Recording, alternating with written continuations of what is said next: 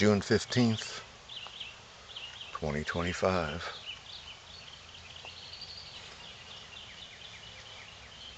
Sunday morning.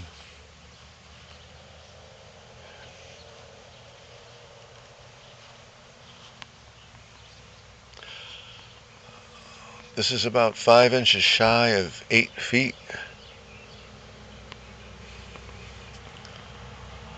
I think we're gonna hit 8 feet.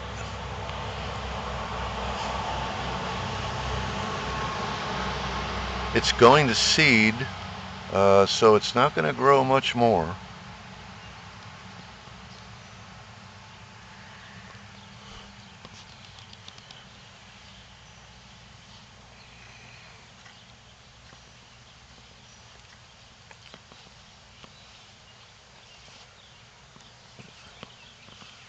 The box here that I had built above the plant, working fine. It's all climbing right up in there. It's going to be going up here.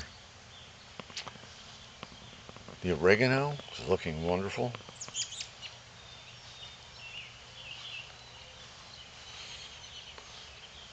The one on the back side is slightly different variety, but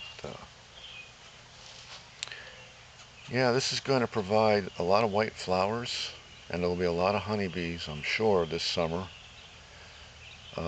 It's its first year in this location, and it loves it here. So I'm anticipating a lot of pollinating activity here.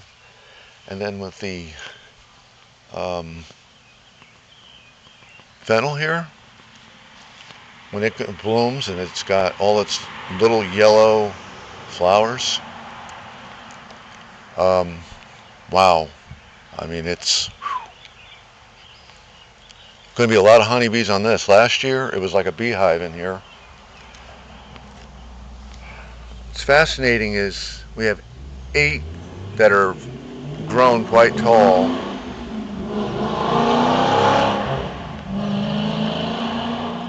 But here we have one that's lagging. It's just so much smaller than the others and hasn't grown. It's starting to catch up.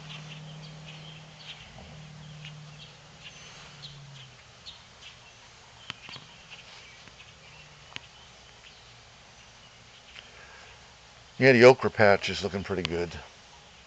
Have 16 plants in here.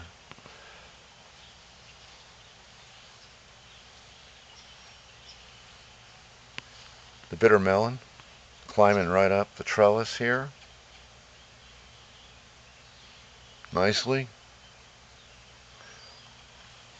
Swiss chard, I can't recommend it enough.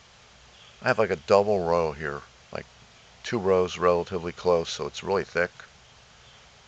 And you really have to stay on top of it, but you're going to get a lot of production out of a small row even. Like this is probably a 10-foot row approximately. And I'll tell you, get quite a bit just from a 10-foot row.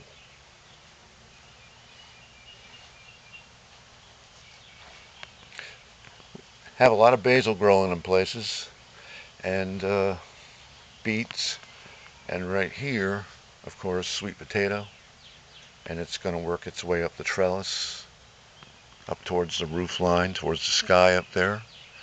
And of course, it's going to have wonderful exposure all the way around. So it's going to be quite happy once it climbs all the way up. Yeah, this bed here is about 100 square feet. It's about 5 feet wide, 20 feet long approximately, maybe a little more than 5 feet wide. But the usable space. So it's definitely less than 120 square feet for sure. And you can look what you can put in 120 square feet.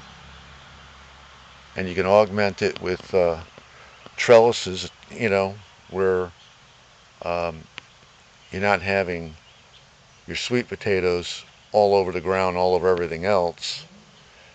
So we have two types of sweet potatoes. One is the Okinawan over there. It's the purple potato in the pot up there, uh, climbing up to the trellis. And here we have the sweet potato.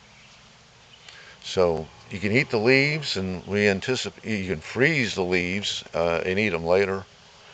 Um, good thing to eat. So there'll be plenty of leaves of sweet potatoes. A lot of leafy stuff here. Only went with 2 tomato plants this year. This one is really my favorite in that it's really disease resistant, aphid resistant. Um, it's resistant, period. Um, and of course, the cherries are large and they taste like a regular tomato. Very hardy plant. Um, it's going to go. It's going to grow obviously quite tall. I have a right there, but what I'm going to do is I'm going to train it, and I'm going to pound another stake in about right here, and I'm going to train it over to go over to the right here once it gets up way up there later on in the year. This one here is a larger tomato. Uh, I would say they're a little bigger than medium, about medium size, and it really is quite a plant. That's why I grow it. Anyways, yeah, so it's looking nice. Looking nice. Um, nice little, nice little landscaping project. I mean, you can see with the raised bed here, and over the years, bringing in soil, the raised, it's just, you could actually see the lawn is so healthy because the garden was larger at one time. And quite a water project here. A lot of water comes down through here. So I have a lane, and it used to just go along the back fence line. So that's prevented, and it has a place to go. And and then it just goes down the fence line here. And this could become like a little pond for a little while sometimes. So,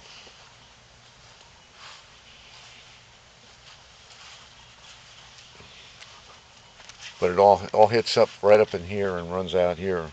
So this is your watershed area right here. So this yard doesn't have a water problem anymore. And with these raised beds and all the dirt I brought in since I've lived here, it's amazing how much dirt. Um, there's no water problem on this part of the yard as far as sinking areas and settling areas. Um, it's just quite nice, quite nice. And I can't wait for all these vines to grow right on up. It's going to be quite, with the 3 trellis setup. You got the trellis over there with the Okinawan potatoes. Um, with all the pollinators that are going to be coming in here. Also, too, zinnias. I highly recommend zinnias. They're really beautiful. Brings in hummingbirds and butterflies. Well, these are going to be magnificent because one is going to be a really magnificent red, and others going to be orange. So the red-orange combination is going to be like something else. And they're going to grow to about 3 feet tall, so they're going to be quite a display. I can't recommend zinnias enough. They're magnificent and wonderful thing to have. I've got one right here, matter of fact. There's a zinnia right here. It's a red one. Oh. I'm going to have some color in the garden. And in the back, over here,